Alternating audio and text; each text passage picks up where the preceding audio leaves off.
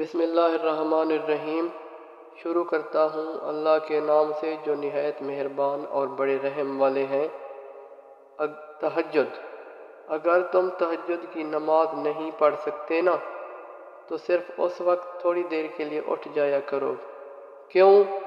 کیونکہ وہ وقت ایسا ہے، سحر کا وقت، اور خدا کسی چیز کو چھوڑتا نہیں، یہ یاد رکھیے گا۔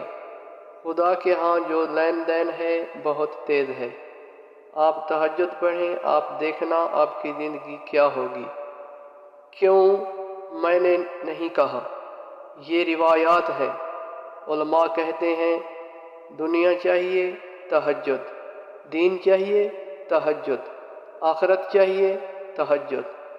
حدیث قدسی ہے، پروردگار کہتا ہے کہ اے ملائکہ، جب میرا بندہ رات کو نیند کی حالت میں میرے لیے کھڑا ہوتا ہے اور اس کی ٹھوڑی اس کے سینے سے نیند میں ٹکراتی ہے، گوار ہے نہ میں نے اسے وہ سب دے دیا جو وہ چاہتا ہے۔